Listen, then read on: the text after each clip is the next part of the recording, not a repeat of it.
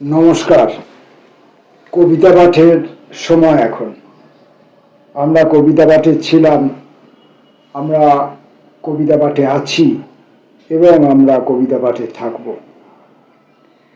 আমাদের এই যে কবিতা পাঠের এই যে সময়টুকু, এই সময়টুকুতে আমরা বিভিন্ন সময়ের, বিভিন্ন বয়সের, বিভিন্ন পরিচয়ের, বিভিন্ন ধারার কবিদের কবিতা পড়ে থাকি।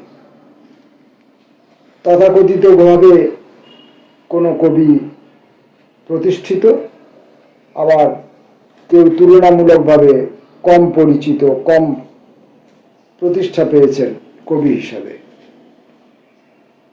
কেউ অতীত, তিনি আর আমাদের মধ্যে জীবিত অবস্থায় নেই, কবিতার মধ্যে রয়েছেন, তার সৃষ্টির মধ্যে রয়েছেন। আর কেউ এখন কলমে সক্রিয় রয়েছেন। কেউ হয়তো বয়সে প্রবীণ, কেউ হয়তো বয়সে নবীন, সদ্য এসেছেন কবিতা লেখার জন্য। এরকম বিভিন্ন রকমের কবিদের কবিতা আমরা এই সময়টুকুতে পাঠ করে থাকি। আজকের বিশেষত্ব এই যে আজ বাংলা বছরের 1432 সালের শেষ দিন।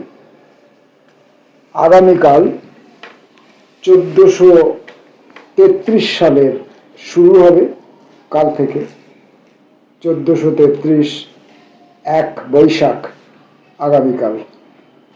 এই 1432-এর শেষ এবং 1433-এর শুরু, এই মধ্যবর্তীকালীন সময়টুকুর মধ্যে আমাদের আজকের এই কবিতা পাঠ চলছে। এখন এই সময়ের মধ্যে আমরা কাদের কবিতা পড়ব তার কোনো প্রাক প্রস্তুতি বা বাছাবাছি পর্ব ছিল না। যাদের যাদের কবিতা আমরা বিভিন্ন সূত্র থেকে সংগ্রহ করতে পেরেছি তাদের কবিতা পড়ব। অনেক সময়ই যাদের কবিতা আমরা পড়ি তাদের কাছ থেকে অনুমতি নেওয়া হয়ে ওঠে না। আমরা কবিতা পড়ি এবং তারপর তাকে অবহিত করি, এবং যদি তাদেরকে অবহিত করার সুযোগ থাকে, অনেক সময় অনেকের এমন অনেক অপরিচিতের কবিতা পাই যাদেরকে জানাবার কোনো রকমই কোনো সুযোগ থাকে না। কিন্তু যাদেরকে ম্যাগাজিনের মাধ্যমে যাদের লেখাটা পেলাম, যাদের ফেসবুক ওয়াল থেকে লেখাটা পেলাম বা কোনো পত্রিকার মধ্য থেকে পেলাম, তাদেরকে আমরা জানিয়ে দেওয়ার চেষ্টা করে থাকি এবং তাদের কাছ থেকে এই যে বিনা অনুমতিতে কবিতা পড়েছি এর জন্য আমরা ক্ষমা চেয়ে নিয়ে থাকি। আজকে এই সময়ের এক তরুণ কবির কবিতা দিয়ে আমরা আজকে পাঠ পর্ব শুরু করব। কবির নাম আদিত্য মুখোপাধ্যায়, শূন্য স্বয়ম্বরে। উত্তর দেব না কোনো প্রশ্নের, দাঁড়িয়েও থাকবো না স্থির উচাটনে। দীর্ঘশ্বাসটুকু বুকে জমিয়ে পড়ব ঘুমিয়ে অন্ধকারের শূন্য স্বয়ম্বরে। নীরবতা দিয়ে সরবতাকে উপমার ধূসর ধোঁয়া দেখিয়ে শুধু বলবো মৃত্যু ভয় নেই। বুকের খাঁচায় চৌচির চিতাকাঠ, জলে অঘোর অমানিসায় 12টি মাস। মনের মতো ঝরে ঝরে পড়া ব্যথাতুর পাতায় না সাজিয়ে নেব মনোলতার প্রতিমা। মানুষ ভালো থাক মানবতার গানে। এবার কবির নাম তিস্তা। তিস্তার অনেকগুলি কবিতা আমরা সম্ভবত কোনো ম্যাগাজিন অথবা অন্য কোনো পেজ থেকে, আমি স্মরণ করতে পারি না, অন্য কোনো পেজ থেকে হয়তো এটি সংগ্রহ করেছি। এখানে অনেকগুলো পর্বে এটা লেখা হয়েছে। এটা কবিতা হিসাবে তিনি লিখেছেন বা প্রকাশ করেছেন কিনা সেটুকুও আমি জানবার অবকাশ পাইনি। এমনকি এই লেখাগুলির কোনো শিরোনামও নেই। আমরা তিস্তার কবিতা এই শিরোনাম দিয়েই কবিতাগুলো পড়ছি। তিস্তার কবিতা 1-2 সংখ্যার দ্বারা চিহ্নিত করি। একটা কাঠগোলাপের গাছ ছিল আমাদের ভাড়া বাড়ির উঠোনে। টিউশন ফেরত আমার সন্ধ্যাগুলো খানিক জিরিয়ে নিত সেই গন্ধে। ঈশান কোণে মাঝে মাঝে মেঘ জমে উঠত খুব। কুমকুমের টিপ বেয়ে স্বপ্নরা নেমে আসত ধীরে। রাজেশ খান্না পাশে এসে বসতেন, আমি তাকিয়ে রইতাম। বাতাসে পাক খেতে থাকতো আমার না হওয়া বেতন, বাড়িওয়ালা জেঠুর ছুঁড়ে দেওয়া অসভ্য ইঙ্গিত।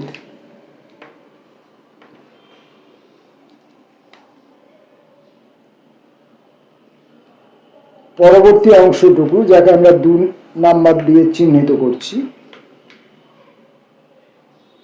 ফ্যাকাশে হয়ে আসা একটা ডাকনামের ভিতর আমি লুকিয়ে ফেলেছিলাম সোহাগী রঙের কয়েকটা দুপুর। রোদ্দুরে রূপচানো ছলাক।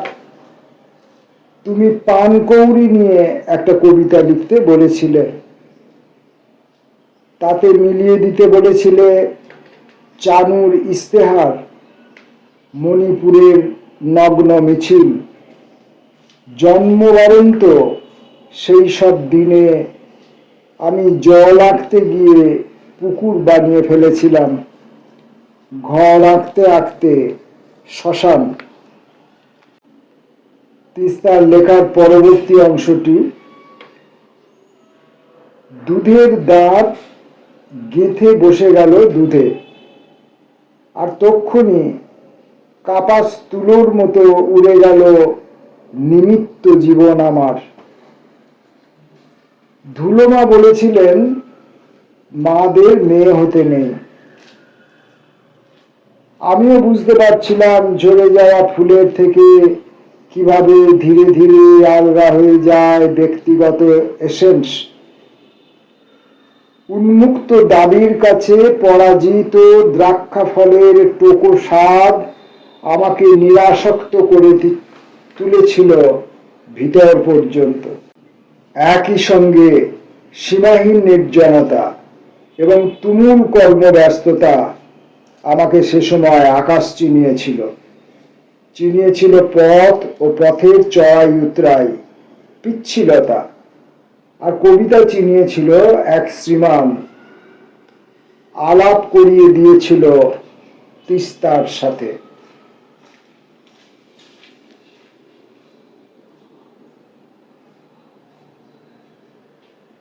পরবর্তী অংশটি অর্থাৎ 4 নম্বর অংশটি, সিম্ফনির 1000 একটা নোট আমি মনে রাখতে পারিনি, তাই কোনো গানই ঠিকঠাক টিউন করা হয়ে ওঠেনি আমার। ছেড়ে যাওয়া হাতগুলো নদী হতে শিখিয়েছে বহুকাল। বাকল খসে পড়েছে সমস্ত সম্পর্কের, মায়া গাঢ় হতে হতে নাভি ছিঁড়ে গেছে কখন টেরও পাইনি। টেরও পাইনি চোরা বালি কখন পায়ে পায়ে পথ করে নিয়েছে সম্পর্কের আদলে। তিস্তার লেখা এই সিরিজের কবিতাগুলির শেষ অংশটি। এরপর গাঢ় অরণ্যের দিকে চলে গেল কেউ কেউ, কেউ কেউ চাঁদের পাহাড়ে। অনন্ত সমুদ্র শোক পেরিয়ে আমিও বহু দূর ছেড়ে এসেছি বন্দর।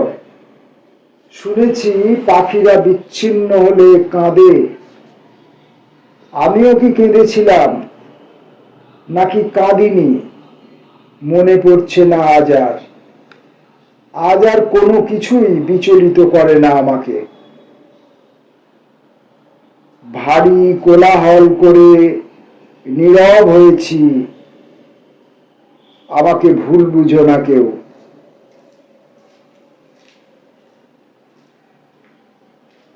আমরা বাংলা বছরের শেষ দিনের শেষ মুহূর্তে এবং আগামী দিনের সূচনার অপেক্ষা মুহূর্তে কবিতা পড়ছি। দেবাশিস ভট্টাচার্যের কবিতা সাবলীল স্রোতের নির্বাক আয়নায়। এই সিরিজে দেবাশিস ভট্টাচার্য অনেকগুলি অসম্ভব মারাত্মক বিস্ফোরক কবিতা লিখছেন এবং সেই সঙ্গে বিস্ফোরক ছবিও থাকছে, ফেসবুকের আঁকা ছবি আর কি, ফেসবুকের পোস্টের মধ্যে। ছবিগুলি যিনি আঁকছেন তার নাম এই মুহূর্তে আমি স্মরণ করতে পারছি না, এই জন্য আমি ক্ষমা চেয়ে নিচ্ছি। যদিও আমি ছবিগুলি দেখাতেও পারবো না এখানে। সাবলীল স্রোতের নির্বাক আয়নায় 27। সাবলীল স্রোতে ভাসে তালার গোপন সিন্ধুক আর গেরস্ত কল্যাণের চাবি। পরস্পর পরস্পরকে চায়, তবু পায় না, অথচ প্রাচীরটি দৃশ্যত দৃশ্যের নয়। একে অপরের সাথে খিচখিচ খিচখিচ, স্রোতের মাথায় থাকে লিঙ্গের গুঁতোগুঁতি নাচ। আর সেই নাচের কাছে যে তরঙ্গের রঙ্গ, তার একটা গাল ভারী নাম আছে। নামটা আটকে রাখা 1-2 মহা সেপ্টিপিনে। আহা, সেই সেপ্টিপিনের ফুরনে ফারণে তারা নাকি আছে বিন্দাস। অথচ গোবুরে পোকারাও মানে পিন কখনো সেফটি হয় না। অথচ গোবুরে পোকারাও মানে পোকারাও মানে পিন কখনো সেফটি হয় না। আমাদের সকলের প্রিয়তম কবি এবং যিনি চিন্তা ও চেতনার খোরাক জুগিয়ে থাকেন আমাদের চৈতন্য জগতে, অমিতাভ মৈত্র। পাউডার রুমের ভগবান। পাউডার রুমের ভগবান বলেছেন, ট্রেন কারশেডে যাবে, কেউ উঠবেন না। পাউডার রুমের ভগবান বলেছেন, এই রোদ্দুর কারশেডে যাবে, কেউ উঠবেন না। মা ট্রেনে উঠে পড়েছেন, তাকে নামানো যাচ্ছে না। মা রোদ্দুরে উঠে পড়েছেন, তাকে নামানো যাচ্ছে না। পাউডার রুমের ভগবান বলেছেন, মাকে ট্রেন থেকে নামানো যাবে না। আমি চেষ্টা করছি, মাকে নামিয়ে আনার অভিনয় করছি। পাউডার রুমের ভগবান বলেছেন, মাকে নামিয়ে আনার অভিনয় করা যাবে না।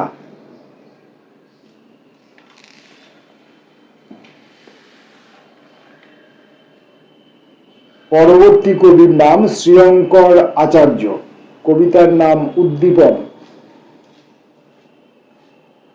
গিরিশের চৈতন্য লীলা নাটক। ঠাকুর এসেছেন স্টার থিয়েটারে। রঙ্গালয়ে ঢুকেই একসঙ্গে এত মানুষ। মাস্টারের কানে কানে বলছেন, একসঙ্গে এত লোক দেখলে কেমন উদ্দীপনা হয়। মনে হয় তিনি সব হয়েছেন। নিমাই, নিতাই, শ্রীবাস, শচী আর সব পাত্রপাত্রী। মঞ্চ যেন গৌর লীলা ক্ষেত্র। ঠাকুর সমাধিস্থ। দক্ষিণেশ্বরে এক সন্ন্যাসী আসতেন, আকাশে মেঘ দেখলেই তিনি নাচতেন। ঠাকুর তো সবার উপর দিয়ে যান, সিংহে সিংহ বাহিনী, তমালে কৃষ্ণ আর যমুনায় রাধা, কথায় কথায় উদ্দীপন। খোলা আকাশ, নির্জন বনভূমি, নদী, সমুদ্র, পর্বত, সবখানেই তার উদ্দীপন। দ্রষ্টা ঋষিদের তাই প্রিয় সাধনস্থল।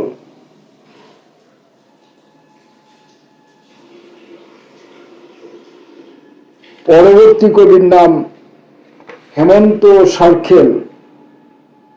কবিতা বুঝি না, কবিতার নাম বুঝি না। হেমন্ত সরখেল। ক্লান্তিতে চোখ ভেঙে আসছে, বুঝি না ক্লান্তি চোখকে নাকি চোখ ভাঙন ভালোবাসছে। ঘরের দেয়ালে জমাট বাঁধে অন্ধকার, বুঝি না দেওয়াল নাকি অন্ধকার কোনটা আমার। নৈরাজ্য নৈরাশ্য জাগায়, বুঝি না কথাটা উল্টে বললে কি এমন ক্ষতি হয়। বললে এই ভালো তুমিটাই ভালো, বুঝি না আমি নাকি ভালোটা ভালো।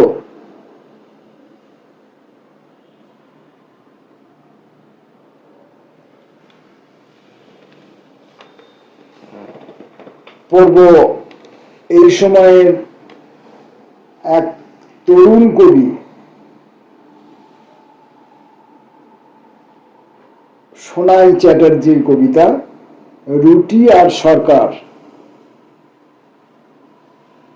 রুটি আর সরকার মাঝে মাঝে উল্টাতে হয়, না হলে পুড়ে যায় রুটির ওপিঠ আর রাষ্ট্রের জনগণ।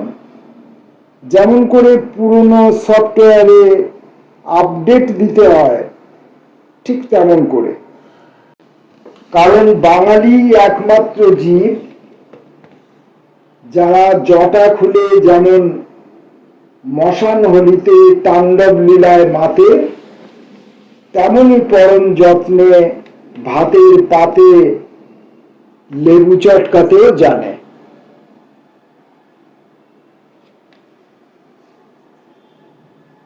পরবর্তী কবি বিজয় দে। বেড়াল কুসুম। বেড়াল কুসুম। লিখতে লিখতে বেড়াল হয়, যেমন বেড়াল তারপর কুসুম, বেড়াল কুসুম। এই নামে পৃথিবীতে কোনো কথা আছে বলে শুনিনি। আসলে মহাশূন্যে আমি যেন এই মুহূর্তে একটি বীজ লিখলাম, সময়ের জন্ম লিখলাম, তোমার একটি জন্মদিন লিখলাম। আমরা খামারে থাকি, এখন যেমন ভেজা কাঁথাগুলো অন্ধকারে শুকোতে দিয়ে এপাড়ার বুড়ো নক্ষত্রটির সাথে কথা বলছি। বুড়ো বলছিল বাচ্চা কাচ্চার হিসির গন্ধ ছাড়া গ্রহ বিগ্রহ সব অর্থহীন। আমি বললাম ঠিক ঠিক, শিশুদের হিসু যদি না পাই তাহলে বেড়াল কুসুম, অন্তত বেড়াল, অন্তত কুসুম। তারপর দুজনের দু কলম ঘুম। এছাড়া সেদিন আর কোনো কথা হলো না।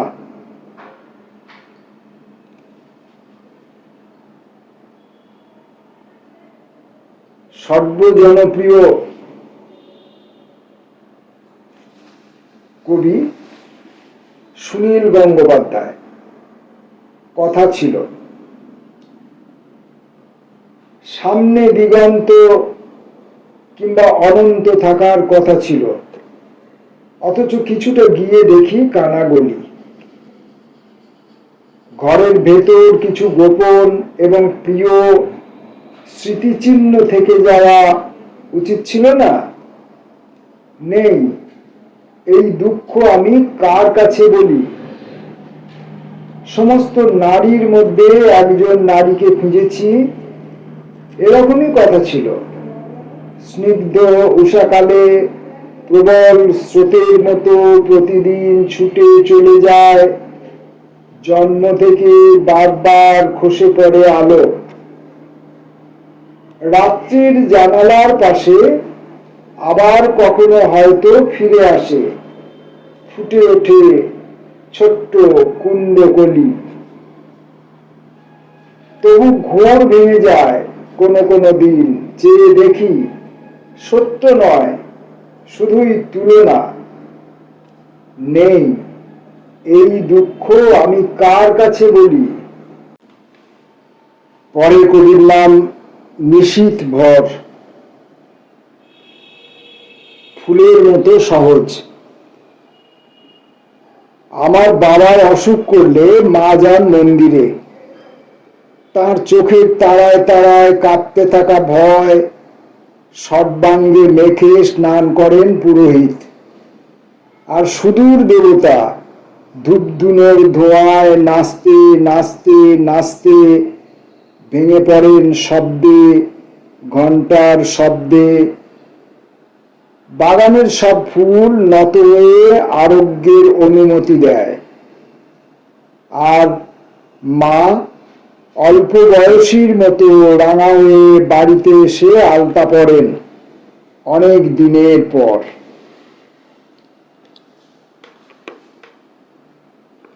কবির নাম অরবিন্দ চক্রবর্তী। দুপুর চর্চা। গাছে গাছে রূপচর্চা। শুভ দুপুর সব্বাইকে। বলা গেল না বিকেল পুড়ছে ওই ফুটছে শালিক দৃষ্টির কাঁপা কাঁপা পলক।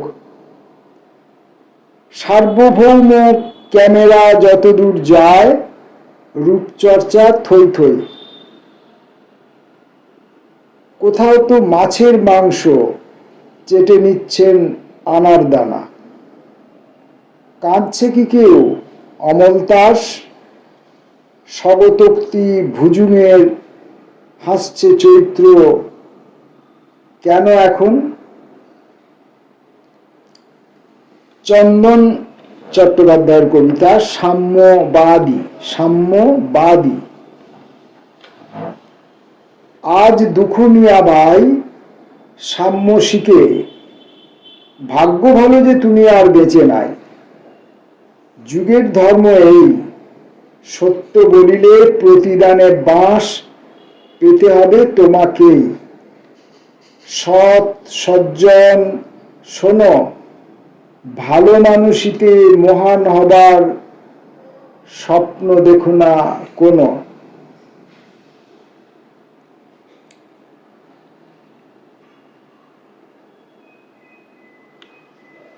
এক চিরকালীন প্রতিষ্ঠিত প্রিয় সর্বজনমান্য কবি প্রণবেন্দু দাশগুপ্ত। স্বগতোক্তি। সব অপমান তুমি পাল্টে নাও, ফুল করো, মেঘ করো, রঙিন ফানুস করে আকাশে নাচাও, এইভাবে বাঁচো। না হলে জীবন এসে গ্রাস করে নেবে, মানুষজনের হাতে ছিন্ন ভিন্ন হয়ে যাবে একা। এখনো সময় থাকতে বেঁচে থাকবার কথা ভাবো। যেভাবে প্রকৃতি পারে সেইভাবে সব অপমান ফুল লতা পাতা করে নিসর্গে ছড়াও। বাংলা বছরের শেষে 1432-এর শেষে এবং 1433-কে অভ্যর্থনা জানিয়ে আজকের এই কবিতা পাঠের শেষ কবি, যার সঙ্গে আমি এখনো পরিচিত হয়ে ওঠিনি, আমার ফেসবুকে যিনি সদ্য আমার ফেসবুক বন্ধু হয়েছেন। কবির নাম ধ্রুব চক্রবর্তী। বাসা বদল।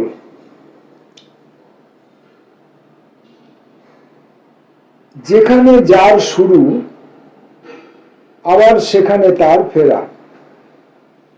এই কথাটাই বলতে গিয়েছিলাম।